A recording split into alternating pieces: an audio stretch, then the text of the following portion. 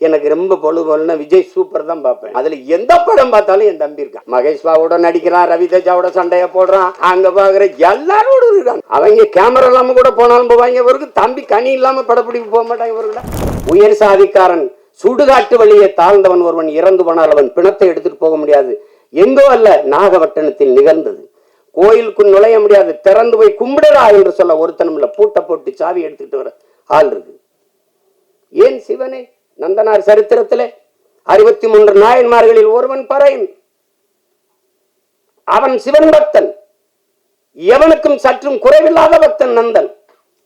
எத்தனை 100 ஆண்டுகளாக அந்த வழி துரத்துகிறது. இன்றும் பல நந்தன்கள், பல ஆயிரம் நந்தன்கள். நந்தன் வெளியிலே 63 நாயன்மார்களில் ஒருவன் சிவன் கோயிலுக்கு வெளியிலே சிவனை வழிபட தவிக்கிறான். எல்லோரும் உள்ளே. நந்தி அங்கே நிற்கிறது, சிவனை வழிபட மறைக்கிறது. நந்தனுக்கு சிவன் தெரியாமல் நந்தி மறைக்கிறது. அதை பார்த்த சிவன் நந்தியை நகர்த்தி வைத்தான் என்பது வரலாறு, கதை. அப்போது என்ன கேட்க தோன்றும்? எந்த ஒரு மானுடனுக்கும் ஒரு கேள்வி எழும் இல்லையா? நந்தியை நகர்த்தி வைத்த சிவன் நந்தா உள்ளவாடா என்று ஏன் கூப்பிடல? இந்த கேள்வி எழுமா இயலாது? எழுமா இயலாதா? அப்ப இறைவனுக்கும் தீண்டாமை இருந்ததா? நீனும் சாதிய பாகுபாடு பார்த்தாயா? பாருங்க, இந்த கேள்விதான் படம், நந்தன் படம். சாதிய இழிவை துடைத்தெறிய போராடாமல் இருப்பதை விட செத்து ஒழிவதே மேலானது. அண்ணல் அம்பேத்கர். இந்த வார்த்தையில வலி இருக்குதா? அது உணர முடியுதா? என்னைக்காவது என் உடன் பிறந்தவர்களை நீங்கள் இருந்து சாப்பிட்டு எழுந்த இடத்தை தண்ணீர் விட்டு கழுவியதை நீங்கள் பார்த்தது உண்டா? இந்த தெருவிலே நீ நடக்கக்கூடாது, இந்த கோயிலுக்கு வரக்கூடாது என்று சொன்னதை நீங்கள் கேட்டதுண்டா? தோல் மேலே கையை போட்டு நீங்கள் என்ன சாதி என்று தெரிந்து கொள்வதற்கு நீங்கள் என்ன ஆளுகை என்று கேட்டதை நீங்க என்னைக்காவது அந்த வழியை உணர்ந்து இருக்கிறீர்களா? உங்களை அழைத்து கொண்டு போய் உங்கள் அப்பா பேர் என்ன, உங்க ஊர் என்ன, உங்க அப்பா என்ன வேலை பார்க்கிறார், எந்த தெருவில் வாழ்கிறீர்கள், எதற்கு, நீ என்ன சாதி என்று கண்டறிவதற்கு இந்த வழியெல்லாம் நீங்கள் அனுபவித்தது உண்டா? இந்த குளத்தில் நீ குளிக்க கூடாது என்று சொல்லதுண்டா? தண்ணீரை வாய் வைத்து குடிக்க கூடாது, அண்ணாக்கத்தான். அது சுகாதாரம். இன்னைக்கு அண்ணாக்க எல்லாரும் குடிக்கிறது வேறு. இரட்டை குவளை முறை, அதெல்லாம் பார்த்தது உண்டா நீங்க? ஒவ்வொரு சாதிக்கும் ஒரு முடிதிருத்துகிறவர் உண்டு, பார்த்து உண்டுதா? சலவை தொழிலாளி இந்த சாதிக்கு விழுக்கிறவர் தனி. இந்த குளத்துல தான் குளிக்கணும், மாறி குளிச்சனா குளம் விழும். இதெல்லாம் எங்க இருக்குன்னு நினைக்காது. இன்னும் இங்க இருக்கு, இன்னும் இருக்கு. எத்தனை ஊராட்சி மன்ற தலைவர்கள் இந்திய நாட்டின் விடுதலை கொடியை ஏற்ற முடியாமல், கொடி விடுதலை கொடி, ஆனால் அவன் பெற்றிருக்கிறானா? சத்துணவு ஆயா தாழ்த்தப்பட்ட மகள், அவள் சமைத்து போட்டதை சாப்பிட மாட்டோம் என்று எத்தனை பிள்ளைகள் சாப்பிடாமல் போனது இல்லையா? அரசு சாப்பிட வைக்கிறதுக்கு என்ன முயற்சி? அவளை பணியிட மாற்றியதுதான் இன்றும் இங்க நிகழ்கிறது. உடன் பிறந்தவர்களே, நாகப்பட்டினத்துல சுடுகாட்டு வழி எடுத்துட்டு போக முடியல, சுடுகாட்டு வழியே. ஆனால் மாவட்ட ஆட்சியர் எங்க போனார்? நீங்க எடுத்துட்டு போங்க, நான் பாப்போம்னு சொல்லல. மாற்று வழிதாரம் அங்க ஒண்டி போச்சுக்கிறீங்க. இதுதான் இன்னும் இருக்கிற நிலைமை. அப்ப அதிகாரத்துக்கிட்டே தீண்டாம இருக்கு, பாகுபாடு இருக்கு. அடித்தட்டு மக்கள் என்ன செய்ய முடியும்? அது இன்னும் அந்த நந்தனை எரித்த தீ இன்னும் எரிந்து கொண்டுதான் இருக்கிறது. அதுதான் இந்த படம் வலியுறுத்துது. நீங்க சாதிய ஏற்றத்தாழ்வுகளை வைத்துக் கொண்டு சமூக முன்னேற்றம் மேம்பாடு என்று பேசுவது மலக்குழியின் மேலே நீங்கள் போடுகிற மல்லிய பந்தலுக்கு சமம்ங்கிறாரு அந்த அம்பேத்கர். அதான் இங்க நடக்குது, இன்னும் நடக்குது. ஆனா நம்ம சகோதரத்துவம் பேசுவோம், சமத்துவம் பேசுவோம். இந்திய அரசியல் அமைப்பு சட்டம் கொடுத்தது தமிழ்நாட்டுக்குள்ள 42 தொகுதி ஆதி குடிகளுக்கு, 2 தொகுதி பழங்குடி. ஆனால் அரசியல் அமைப்பு தந்ததை தவிர இந்த கட்சிகள் கொடுத்தது எத்தனை? ஒண்ணும் கிடையாது. அந்த முறை மட்டும் இல்லை என்றால் ஒருவன் கூட ஒரு சீட்டு கொடுத்துக்க மாட்டான். இந்த காலத்திலையும் பொது தொகுதிக்கு நிறுத்துறதுக்கு, பொது தொகுதிக்கு ஆசைப்படக்கூடாதுன்னு சொல்றதெல்லாம் இருக்கத்தானே செய்யுது. மொத்தமா வச்சு செதுக்கி தள்ளிட்டான் 2 மணி நேரம் 5 நிமிஷத்துல மொத்தமா. அதாவது ஒரு பெரிய அரசியல் பொது மேடையில பேச தயங்குறதை திரைமொழியில் மொழிபெயர்த்ததுக்காகவாது என் தம்பி சரவணன் போற்றத்தக்கவன், பாராட்டப்படத்தக்கவன். யாரும் இந்த படத்தை தயாரிக்க மாட்டாங்கன்னு அவனுக்கு தெரியும். இந்த கதையை சொன்னா ஏத்துக்க மாட்டான், பயப்படுவான். ஆனால் பயப்படாம துணிஞ்சு அவன் என்ன பெரிய கோடீஸ்வரனா, பிச்சை எடுத்து அங்க 1000 வாங்கியிருப்பான், இங்க 2000 வாங்கியிருப்பான், இங்க 1 லட்சம் வாங்கியிருப்பான், 50,000 இருப்பான். அதை சேர்த்து வச்சு குருவி சேர்த்த மாதிரி வச்சு இந்த படத்தை எடுத்துட்டான். அந்த படத்தை எவ்வளவு திறமை இருந்தாலும் வாய்ப்பில்லை என்றால் அது வெளிப்படாது. ஆனால் இவ்வளவு ஒரு அற்புத திரைப்படத்தை கொண்டு போய் சேர்க்கிறேன்னு துணிந்து வந்த இந்த மகன் ரவி, ட்ரேடன் ஆர்ட்ஸ் ரவி, எவ்வளவு வேணாலும் பாராட்டலாம். நெருக்கடியான நேரம் தான். நட்புக்காக என் தம்பி சமுத்திரக்கனி எல்லாம் அவன் 3 நாள் தேதி வாங்கினா, ஆனா ஒரே நாள்ல நடிக்க வச்சு மொத்த காட்சி எடுத்துட்டு அனுப்பியிருக்கான். இப்ப நான் நேற்று ராத்திரி இரவுல இறங்கி இப்ப போகணும், திருப்பி உடனே போய் இரவுல எனக்கு மதுரையில பொதுக்கூட்டம், திருப்பி போனாலும் என் தம்பிகள் மேல நான் வச்சிருக்க பேரன்பு. ஒரு தம்பி படம் எடுத்தாலே வருவேன், எல்லா தம்பியும் சேர்ந்து எடுத்திருக்கான். படத்தை சொதப்பி வச்சா போடான்னு திட்டிட்டு போவேன். நல்லா வேற எடுத்திருக்கான், ரொம்ப நல்லா வேற எடுத்திருக்கான். அவன் கூட்டி வரல சரவணை, படம் என்னை அழைத்து வந்திருக்கு, நீ பேசு, படத்தை பற்றி பேசு. எல்லாரும் அற்புத பங்களிப்பு. ஒழிப்பதெல்லாம் சின்ன சின்ன பசங்களா இருக்கிறாங்க. திறம்பட்ட ஆளுமை எல்லாருமே வெளிப்படுத்திருக்காங்க.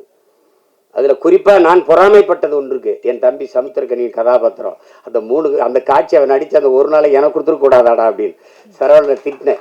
சசிகிட்ட கூட சொல்லிட்டேன், அந்த கதாபாத்திரத்தை என்ன நடிக்க வச்சிருக்கலாம்லடா. ஏன்னா நான் தான் அவன், என்னுடைய கதாபாத்திரம் தான் கனி நடிச்சிருக்கான், அருமையா நடிச்சிருக்கான். அவன் அப்பப்ப அப்படி எங்கேயாவது அவன் போறான். இப்ப நான் எனக்கு ரொம்ப பொழுதுபோல்னா விஜய் சூப்பர் தான் பார்ப்பேன். என் மகன்கிட்ட வீட்டு திரை போடலாம்னா, அப்ப தெலுங்கு டப்பிங் படத்துக்குலாம் எதுக்குப்பா வீட்டு திரைன்னு கேட்கிறான். அந்த மாதிரி பார்ப்பேன். அதுல எந்த படம் பார்த்தாலும் என் தம்பி இருக்கான். மகேஷ் பாவோட நடிக்கிறான், ரவி தேஜாவோட சண்டைய போடுறான், அங்க பாக்குற எல்லாரோட இருக்கான். நான் சொன்னேன், டேய் சசியா எப்போ எந்த படத்துலயும் இருக்கான்டாவன். அவங்க கேமரா இல்லாம கூட போனாலும் போவாங்க. இவருக்கு தம்பி கனி இல்லாம படப்பிடிப்பு போக மாட்டாங்க இவர்கள. அந்த நேரத்திலையும் பார்த்து இப்ப சொல்லிட்டு இருப்பான், காலையில 6 மணிக்கு தூங்காம குளிச்சுட்டு வந்துருக்கான். அண்ணன் தூங்கிடுவா கொஞ்ச நேரம் கேட்குறான். இப்ப திருப்பி அவன் தேனிக்கு போகணும், நான் மதுரைக்கு போகணும். அத்தனை ஓட்டங்களுக்கு இடையில ஒரு கொஞ்ச நேரம் நில்லுங்கடான்னு இந்த படம் நிறுத்தி வச்சிருக்குன்னா அது காரணம் இந்த படத்தில் இருக்கிற தாக்கம் தான். நான் சும்மா சொல்ல, நல்லா இருக்குன்னா நல்லா இருக்கு, நல்லா இல்லைன்னா அப்புறம் போயிட்டு பேசிட்டா. என் தம்பி பொண்ணு பார்க்க போன கதை தான் சொல்லுவாங்கல்ல, நான் போயிட்டு வரட்டா அப்படின்னு. நீங்க இது எவ்வளவு காலத்துல இருந்து இருக்குது பாருங்க. இன்னைக்கு நேத்து நம்மளை தொடரல. பிறப்பு ஒக்கும் எல்லா உயிருக்கும் என்று பாட வேண்டிய தேவை ஏன் வள்ளுவ பெருமகனாருக்கு வந்தது? பகுத்துண்டு பல் உயிர்கள் ஓம்புக என்று ஏன் சொல்ல வேண்டிய அவசியம் வந்தது? சாதி இரண்டொழிய வேறில்லை சாற்றுங்கால் நீதி வழிவா நெறிமுறையில் மேதினியில் இட்டோர் பெரியார் இடாதார் இழிகுலத்தோர் பட்டாங்கில் உள்ளபடி என்று பாட வேண்டிய அவை பெருமாட்டிக்கு ஏன் வந்தது? பறச்சியாவதேதடா பணத்தியாதேவதா இறைச்சி தோல் எலும்பிலே இலக்கமிட்டு இருக்குது என்று பாட வேண்டிய சித்தர் சிவாக்கிற்கு ஏன் வந்தது? எதுக்கு வருது? யாரு மேல கீறினாலும் ரத்தம் ஒண்ணுதான், ஆக மொத்தம் நீ நானும் 10 மாதம் தான். தாத்தா பட்டுக்கோட்டைக்கு ஏன் வந்தது? சாதிகள் இல்லையடி பாப்பா குல தாழ்ச்சி உயர்ச்சி சொல்லல் பாவம் நீதி உயர்ந்த மதிகல்வி அன்பு நிறைய உடையோர் மேலோங்கிறான். யாரு? பாரதி. என்ன எல்லாம் கேட்பான், பாட்டன் பாரதிங்கிற. அப்படி சீமானுக்கு எப்படி பாரதி பாட்டன் ஆயிட்டா அப்படின்னு வெறிவரும் இல்லையா? பெரியாரது எல்லாருக்கும் தந்தையா இருக்கும்போது பாரதி எனக்கு பாட்டனா இருக்கிறதுல என்ன உங்களுக்கு பிரச்சனை? என்ன பிரச்சனை? சோனியா காந்தி அன்னையா இருக்கும்போது பாரதியும் எனக்கு பாட்டனாவும் ஊவேசா எனக்கு தாத்தாவா இருக்குல்ல, என்ன பிரச்சனை? சாதிகள் இல்லையடி பாப்பா என்று பாடியவனை பாப்பான் என்று சொல்லிக் கொடுத்தவன் எவங்க? எப்படி இருக்கு? ஆழ்ந்து போங்க, வலிக்கும், இறங்குங்க. நான் இப்படித்தான் என் வீட்டு வாலி விழுந்துருச்சுன்னு தான் கிணத்துக்குள்ள குதிச்சேன். மூழ்கி போகும்போது என் பரம்பரையே உள்ள கிடக்குன்னு தெரிஞ்சு முதல்ல என் வாலி எடுக்கத்தான் இறங்கினேன் நான் கிணத்துக்குள்ள. அது உலங்கு பாருங்க. இருட்டறையில் உள்ளதடா உலகம், சாதி இருக்கின்றதென்பானும் இருக்கின்றானே என்றான் புரட்சி பாவலன். பாருங்க, தமிழுக்கும் அமுதன் என்று பேர் அந்த தமிழ் இன்பத்தமிழ் எங்கள் உயிருக்கு நேர்ந்து பாடிய பாரதிதாசன் புரட்சி பாவலன். தமிழ் வளர்த்தல் ஒன்று, சாதி ஒழித்தல் மற்றொன்று என்று பாடல.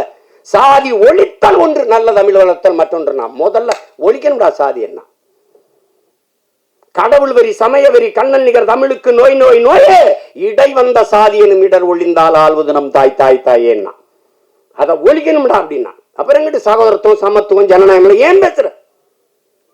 ஏன் பேசுற? மக்கள் அப்படி இருக்கானா? இல்ல. அயோத்தியில ஒரு பொது தொகுதியில் அகிலேஷ் யாதவ் ஒரு தாழ்த்தப்பட்ட தமிழ் மகனை நிறுத்தி பொது தொகுதியில வென்றான். மக்கள் சரியாக இருக்கான். 21 தேர்தலில் 16 இடங்கள் பொது தொகுதியை கொடுத்த ஆதி தமிழ் குடிகளுக்கு. என்னாரும் சொந்தங்களை உங்கள்கிட்ட சொல்றேன், நீங்க வேணா எடுத்து புள்ளி வரங்களை பாருங்க. நான் பொது தொகுதியில் ஆதி தமிழ் பிள்ளைகளை நிறுத்திய இடத்தில் தான் எனக்கு வாக்கு அதிகம். நீங்க எடுத்து பாரு வேணா புள்ளி விவரங்களை. அப்ப மக்கள் சரியா இருக்காங்க, நீ சரியா இல்ல. எல்லா வழியும் மொத்தமா ஒரு படம் பேசுதுன்னா அது நந்தன் பேசுது. அந்த படத்துக்கு பேர் பொருத்தம் அப்படி இருக்கு. நந்தனார் சரித்திரம் நீங்க அது பார்த்துருக்க முடியும். இப்ப அப்பெல்லாம் நாடகமா கூட வந்துச்சு, இப்ப இல்ல. அதுதான் அந்த நந்தனை எரித்த தீயில் ஒரு ஒரு கொஞ்சம் எடுத்துட்டு வந்துதான் எரிய விட்டுருக்காங்க என் தம்பி. அந்த நந்தன்ல கைரேகை வச்சிருக்கான் பாருங்க. கல்வி அறிவற்ற சமூகம், படிக்க பள்ளிக்கூடம் கல்வி என்ன சொல்றது, கல்வி வரவே மறுத்த சமூகம் நாங்க. SC ST schedule tribes, SC பறையர் தேவேந்தரர் எல்லாருக்கும் இடஒதுக்கீடு இருக்கு. 18 விழுக்காடுங்க. முதல்ல எஸ்டிக்கு கம்யூனிட்டி சர்டிபிகேட் இருக்கா? சாதி சான்றிதழ் இருக்கா? ஆதி தமிழ் குடி குறவருக்கு இருளருக்கு சாதி சான்றிதழ் இருக்கா? இல்ல. திருவண்ணாமலை மாவட்டத்தில் இல்லாம போராடும் போது இங்கிருந்து நான் வண்டி எடுத்துட்டு போய் இந்த மக்களோட உட்கார்ந்து பள்ளிக்கூடத்தை விட்டு கர்ப்பிணி பெண்கள் வேலைக்கு போகாம அந்த குறவர் குடி மக்கள் உட்கார்ந்து அவங்களோட உட்கார்ந்து போராடி 3000 பேருக்கு சாதி சான்றிதழை நான் பெற்றுக் கொடுத்திருக்கிறேன் என்றால் அப்ப எந்த நிலைமையில் அவன் மக்கள் இருக்கான்? சாதி சான்றிதழ் இல்லாதவன் என்ன சலுகையை பெற முடியும்? ரேஷன்ல அரிசி போடுறான், சரிதான். ரேஷன் கார்டுல தானே வாங்க முடியும், கார்டே இல்லையே. அந்த மக்களின் வழியை நீங்க அது பார்த்தாதான் தெரியும், அனுபவிச்சானது என்ன தெரியும். நமக்கு எல்லாமே செய்தி தான். விவசாயி செத்தாலும் செய்தி தான், நமக்கு மீனவன் செத்தாலும் செய்தி தான், எல்லாமே நமக்கு செய்தி தான். ஆனால் இந்த படத்தை பார்த்துட்டு அப்படி கடந்து போக முடியாது. பத்திரிகை இதழியல் உறவுகளுக்கெல்லாம் போட்டு காமிச்சாரா இல்லையான்னு தெரியல. நீங்க பார்க்கும்போது நான் பேசுற அந்த உணர்வு உங்களுக்கு புரியும். இது அது அவ்வளவு சிறந்த ஒரு ஒரு படைப்பு. அதுக்கு எடுக்கிறதுக்கு ஒரு அசாத்திய துணிவு வேணும். கதைக்களத்தை முதல்ல உள்வாங்கணும். அந்த கதாபாத்திரங்களை அந்த திரைக்கதை அவ்வளவு செறிவா அவர் அந்த வழியை ஏற்படுத்துற அளவுக்கு செதுக்கிட்ட ரொம்ப அசாத்தியமான ஒரு படைப்பு. சமீப காலத்துல ஒரு நீங்க தெருவில் நடந்துகிட்டே போகும்போது ஒரு அழகான ஒரு இடத்த பார்த்தா நின்று கொஞ்ச நேரம் பார்ப்பீங்கல்ல, அப்படி எத்தனையோ படம் பார்த்து நீங்க கடந்து போனாலும் நந்தன் படத்தை கொஞ்ச நேரம் நின்று அப்படி பார்ப்பீங்க. அப்படி ஒரு தாக்கத்தை ஏற்படுத்தக்கூடிய படம். அதுங்க நம்ம இன்னைக்கு இல்லை, எத்தனை முன்னோர்கள் நம்ம முன்னோர்கள் பாடியிருக்காங்க சாதி இழிவு தீண்டாமை கொடுமைக்கு.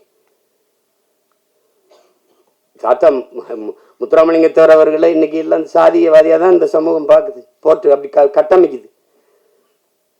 சாதிய எண்ணம் கொண்டவன் அரசியலுக்கு வந்தால் நாடு நாசமாகி முடியும் பேசுனது அவர் தான். சாதிய சிந்தனை கொண்டவன் இறைவனையே வழிபடார்கதையற்றவன் அவர் தான். உன்கிரகை உயர்ந்தது உழைக்கிறகை தாழ்ந்தது என்கிற எண்ணம் எவருக்கும் இருக்கக்கூடாது. இறைவனுக்கு முன்பே 2 கையும் இணைத்துத்தான் வணங்குகிறோம் என்று சொன்னதும் அவர் தான். பிறப்பில் இல்லை தாழ்ந்தவன் உயர்ந்தவன். அவன் பெற்றிருக்கிற கல்வி அறிவு, அவனுடைய தனி மனித ஒழுக்கம், செயல்பாடுகள், இதை வைத்துத்தான் ஒருவன் உயர்ந்தவன் தாழ்ந்தவன் என்று தான் அம்பேத்கர் சொல்றார். நான் குடிக்க மாட்டேன், மதம் இருந்த மாட்டேன், மனைவி தவிர வேற ஒரு பெண்ணை நினைக்க மாட்டேன், ஊழல் வர மாட்டேன், லஞ்சம் பெற மாட்டேன். இந்த சமூகம் ஒழுக்கத்திற்கு என்னென்ன வரையறை வைத்திருக்கிறதோ அதையெல்லாம் கடைபிடித்து வாழ்கிற நான் இளிமகன், தாழ்ந்த சாதி. இந்த சமூகம் எதையெல்லாம் தவறு என்று போய்த்திருக்கிறதோ, ஒழுக்கங்கள் என்று போய்த்திருக்கிறதோ அதையெல்லாம் செய்கிற ஒருவன் உயர்ந்த சாதி என்று பிறந்ததுனாலேயே அவன் உயர்ந்தவன் என்று சொல்கிறாய். இது எப்படி ஏற்கிறதுங்கிறது நீங்களே சொல்லுங்க. இது எப்படி இருக்கிறது? எப்படி இருக்கிறது? எங்க அண்ணன் கமலஹாசன் என்கிட்ட பேசுனது இருக்கு தனிப்பட்ட முறையில். நான் குளிக்காம ரெக்கார்டிங் தேட்டர் போவேன் தம்பி, நான் கறி சாப்பிடுவேன், நான் அசைவ உணவு சாப்பிடுவேன், சாமி கும்பிட மாட்டேன். பாருங்க, இது எங்க அண்ணன் கமலஹாசன் எதுவும் சொல்ல வர்றாரு. ஆனா இதுல எதையுமே செய்ய மாட்டார். ஐயா இளையராஜா சாமி கும்பிடுவாரு, கவிச்சு சாப்பிட மாட்டாரு, குளிச்சுட்டு தான் வருவாரு, எல்லாம் பண்ணுவாரு. அவர் பறையன், நான் ஐயன். புரியுதா? அந்த வேறுபாடு புரியுதா? சமூகம் எப்படி கட்டமைச்சிருக்கு பாருங்க. இப்ப யாரு உயர்ந்தவர்? எது உயர்ந்தது? எதன் அடிப்படையில் நம்ம அதை பார்க்கிறோம்? அதுதான் பிரச்சனை. ஒரு மனிதன் என்ன வழி இருந்தா பேசுற பாருங்க. ஒரு மனிதன் ஒரு வாழ்நாளில் 10,000 புத்தகங்கள் படிக்கணும். இது சீன பழமொழி. ஐயா இறையன்பு எழுதின 10,000 மைல் பயணத்துல முதல்ல அதை எழுதியிருப்பார். 10,000 புத்தகங்கள் படிச்சிருக்கணும். 10,000 கிலோமீட்டர் பயணம் செஞ்சிருக்கணும். இது ஒரு மனிதனுடைய வாழ்நாள்ல. அது சீன பொன்மொழி, அதை எடுத்திருப்பார். 10,000 மைல் பயணம் புத்தகத்தை படிச்சீங்கன்னா முதல்ல இது எழுதியிருப்பார். ஆனால் 64,000 புத்தகங்களை படித்த ஒருவன் இருக்கான் உலகத்துல. தனி மனிதன் நூலகம் தெற்காசிய கண்டத்திலேயே பெரிய நூலகமாக இருந்தது ஒருத்தனுடையதுதான். அவன் ஜமீனும் இல்லை, திவானும் இல்லை, அவன் அமைச்சர் பெரிய கோடீஸ்வரனும் இல்லை. அப்படி புத்தகங்களா வாங்கி சேர்க்க. அவன் நகையை வாங்கி சேர்த்தான், காரை வாங்கி சேர்த்தான், சொத்தை வாங்கி சேர்த்தான். ஒருத்தன் புத்தகத்தமா சேர்த்திருக்கான். படுக்கிற இடம் கூட தான் படிக்கிற இடத்துக்கு பக்கத்தில் இருக்கணும். நூலகத்துக்கு அருகிலேயே அறை எடுத்து தங்கியவன். உலகத்தின் தலை சிறந்த கல்வியாளன் சிலையை திறக்க போகிறோம் என்று ஆஸ்திரேலிய பிரதமர் போய் சிலையை திறக்கிறார். ஒரு சிவப்பு பட்டு துணியிலே போர்த்தி இருக்கிறது. திறக்கிறாங்க. மார்பளவு சிலை திறந்தால் அறிவாசான் அண்ணல் அம்பேத்கருடைய சிலை. என் அருமை பெருமக்களே, அந்த பேரறிஞன் சொல்லுகிறான், அவன் பட்ட வழியில் இருந்தவன் மொழி வருகிறது. ஆடு குளித்து செல்கிறது இந்த குளத்திலே, மாடு குளித்து செல்கிறது, சக மனிதன் நான் குளித்து குடித்து வெளியேறக்கூடாதா? அந்த வழியை நீங்க புரிஞ்சுக்கிட்டீங்கன்னா இந்த படம் உங்களுக்கு ரொம்ப பிடிக்கும். இந்த வழியின் மொழிதான் நந்தன்கிற திரைக்காவியம். வழி இருந்தால் படத்தோட பொருந்திருவியே, அது உங்களை பாதிக்கும். இல்லை என்றால் இந்த படம் போதிக்கும். ஆனால் எப்படியாவது இந்த படம் உங்களை செய்யும். படைப்பு என்பது என்ன? என் உடன் பிறந்தவர்களே, ஒரு கல்லூரி வாசலில் ஒரு கல் இருக்குது, பெரிய கல். அவன் என்ன சொல்றான், இதை எடுக்கணும், என்னடா பண்ணலாம் அப்படின்னு. அடிச்சு நொறுக்கி பூமிக்குள்ள புதைச்சிடலாம் ஒரு மாணவன். அது எழுதிட்டு இது என்ன செய்யலாம்னு சொல்லுங்கடான்னா ஒருத்தன் எழுதிட்டு வரான். அடிச்சு நொறுக்கி சின்ன சின்ன கற்களாக வச்சு பூமிக்குள்ள புதைச்சி விட்டுறலாம் ஒருத்தன் வந்து இதை உடச்சி 2ஆ போட்டு படிக்கல்லாம் போட்டு எல்லாம் நடந்து போகலாம். அது எப்படி ஒருத்தன் எழுதுறான், அது தேவையற்ற பகுதியை நீக்கிடலாம். சரி நீக்கு பார்ப்போம்னா தேவையற்ற பகுதியை நீக்கினா அழகான சிலையா இருக்குது, அதை பார்த்து எல்லாரும் ரசிக்கிறான். இதுதான் படைப்பு.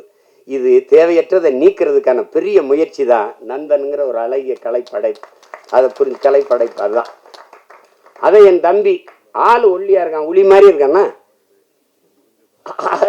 செதுக்கு இருக்கான். உளியே சிற்பியாக இருந்து செதுக்கிய படம் தான் திரைக்காவியம் தான் இந்த நந்தன். எவ்வளவு வேணாலும் நீங்க விட்டீங்கன்னா நான் எனக்கு விண்ணுறுதிக்கு நேரம் இருந்ததுன்னா பேசிட்டே இருப்பேன். அவ்வளவு தாக்கத்தை என்னுள்ள ஏற்படுத்திய ஒரு திரைக்காவியம் நந்தன். அயோத்தியிலே இதே தான்.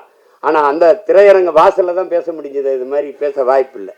இப்ப நிறைய கதையை சொல்லிட்டேன்னா அது இந்த வெளியிடுறவர்கள் என் தம்பி ரவி கோச்சால் வச்சுருக்காரு. வெற்றி விழாவில் ஒரு தடவை வெற்றி 50 நாள் ஓடி ஓடி வரும்போது விழா எடுத்துரு மறுபடியும் பேசுவோம், மிச்சத்தை பேசுவோம். ஒரு சிறந்த படைப்பு, ஆகச் சிறந்த படைப்பு. அருமை இளவல்கள் எல்லோரும் இணைந்து ஒப்பற்ற ஒரு திரைக்காவியத்தை தந்திருக்கிறார்கள். இன்றும் நம்மோடு வாழ்ந்திருக்கிற சக மனிதர்களின் வழி அதை திரையில் மொழிபெயர்த்த என்னுடைய தம்பி சரவணனுக்கு என்னுடைய அன்பு நிறைந்த வாழ்த்துக்கள், பாராட்டுக்கள். எவ்வளவு வேணாலும் சொல்லலாம். அவனோடு உடனிருந்த ஒத்துழைத்த ஒவ்வொரு திரைக்கலைஞர்களுக்கும் என்னுடைய அன்பும் வாழ்த்துக்களும். இங்கே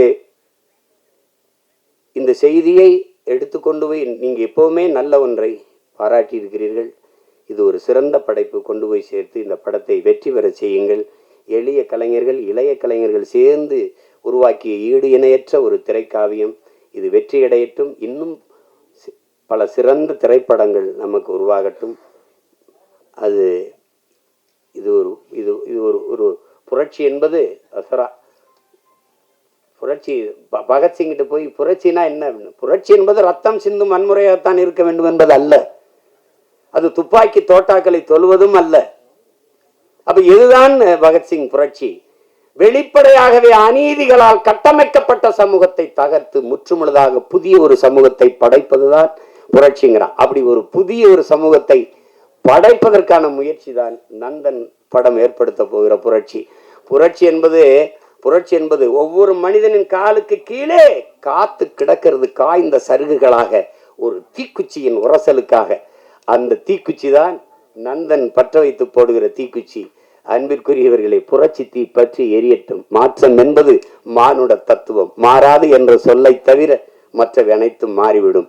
மாறுவோம், மாற்றுவோம். புரட்சி ஓங்க. வாழ்த்துக்கள்.